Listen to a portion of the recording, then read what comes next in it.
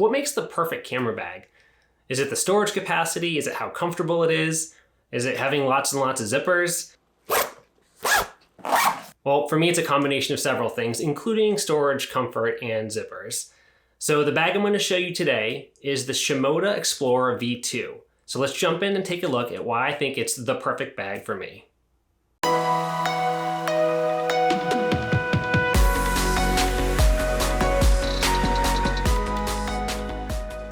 So I've owned this bag for about 3 months now, and I picked out 5 things that make this the perfect choice for me. This video is not sponsored by Shimoda, it's just me giving my honest opinion about the bag. It's things that I love, things that I don't love. So stick around to the end, because I do walk through some items that aren't my favorite with this bag.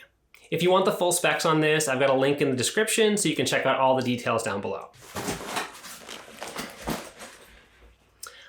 All right, so number 1 is just the number of compartments and pockets in here. On the front section, you've got kind of a main pocket in the front. You've got 2 larger pockets on the top, this one and this one. Basically what you can do is this one actually slides down. You could fit probably a laptop or definitely a tablet in there. It's got a couple of these smaller pockets where you could put in extra batteries. That's usually what I put in there. You could put SD cards in there, just kind of extra stuff. The top section here is a little bit bigger, and it would be a good spot for snacks, an extra jacket. There's actually, if you open this up in here, this is where the rain cover comes. So that gets tucked right in there. So you've got several options just on this front section to keep things outside of the camera itself. You've also got these side pockets that I like a lot. So these open up here, and actually what folds out are these smaller pockets that you can tuck in. Like a water bottle would go really easily in here. You can put a water bottle in there. You can put a tripod in there and kind of secure it with this top strap. So there's that on both sides. There's another one over here that folds out as well.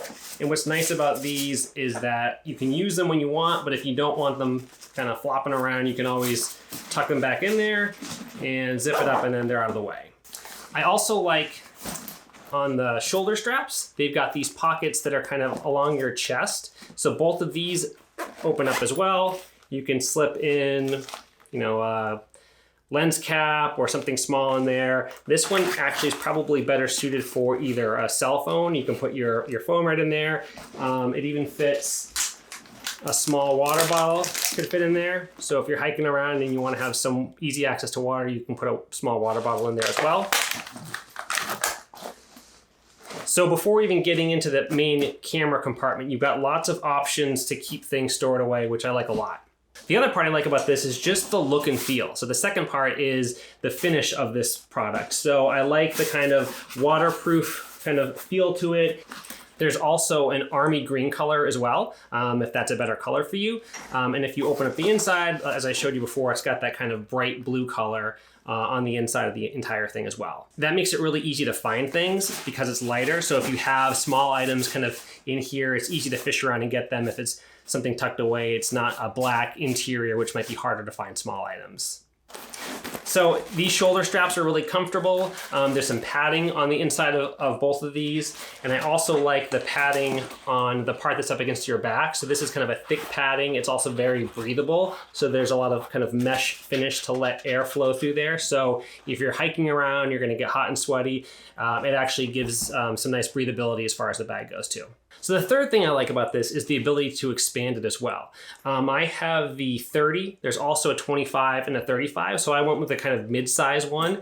But even with this, there's the core unit on the inside is this box here, and this actually comes out and there's a larger one that you can get. So I got the medium core, but if I had more gear that I wanted to fit in here, you can expand this and it kind of pushes everything up a bit, so you lose a little bit of room in the very top, but you have more room for camera gear if that's really more of a priority for you.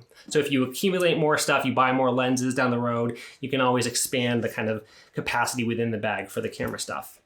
There's these Velcro dividers in here, so this is kind of commonplace for a lot of camera bags, but you can configure this however you like. I usually have it so I've got like a telephoto lens on one side, my camera slides right in here. You can put extra stuff there, and there's also kind of side pockets where you could access these if you want to do that side access, where this opens up and you can access the camera kind of from that zipper there. So this opens up if you're kind of walking, you just slide it over. You don't want to open the whole thing. You can just access the camera. If you configure the inside that way, you can get easy access to it as well. The other thing with the back here is as this opens up, you've got this slot right here. So you can easily slide in, again, a laptop or tablet will definitely fit in there. So as you've got this slot here, this is pretty good size to keep a computer tucked away in there if you want that as well.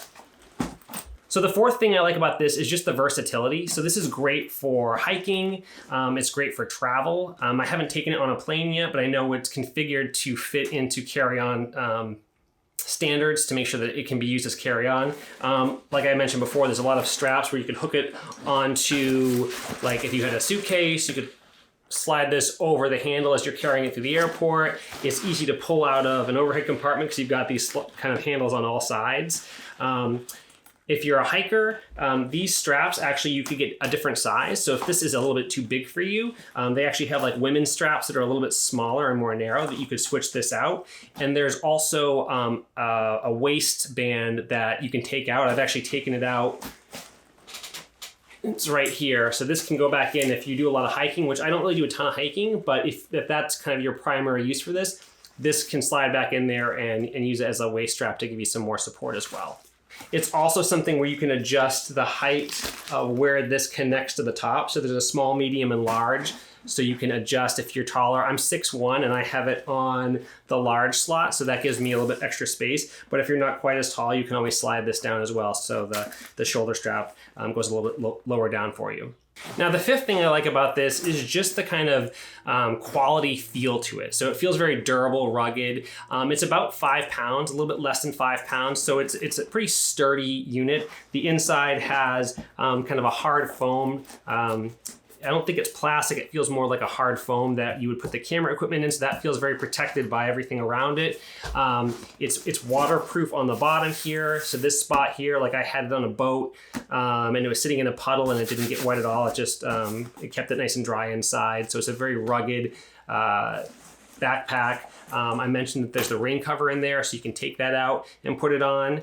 I might actually just throw that on so you can take a quick look at it.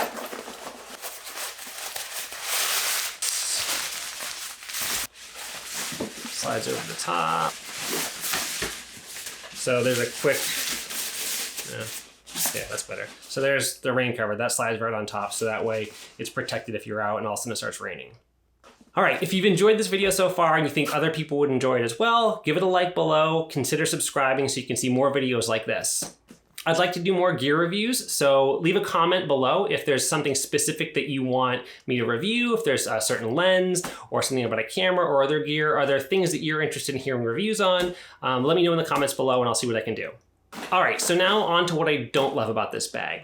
So there are kind of a lot of loose straps that if you're not, if you are like traveling on an airplane, I could see these maybe getting caught on things and wrapped up and stuff. So I think that's probably kind of standard for a lot of backpacks, but you just have a lot of these extra straps you can't really tuck away if you don't want them there. They're not necessarily removable. So there's kind of a lot of stuff hanging off it. And so that might be annoying for some people. Also with the shoulder straps, you have to move these out of the way to kind of access that main compartment. I usually have it laying down when I do that, and so they roll off pretty easily, but you just always need to move those out of the way every time that you have to do this, which can sometimes just take a few extra seconds, which isn't a big deal, but again, just an extra thing to think about.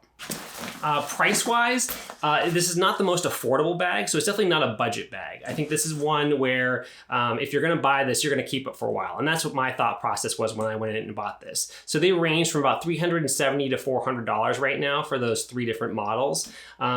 So again, you're investing in something that you would keep it long-term. I'm not expecting to buy myself another bag for a very long time. So I felt like it was worth the investment. Now, if you're looking for a smaller bag, you can check out this video right here where I do a review of the Low Pro Slingshot SL250. It's actually the bag that's hanging on the wall over there. Or if you're new to the channel and you want to learn more about beginner mistakes to avoid and some of my other landscape photography tips, check out this playlist right here. That's it for now. I hope that you found something useful in this, and I will see you in the next video.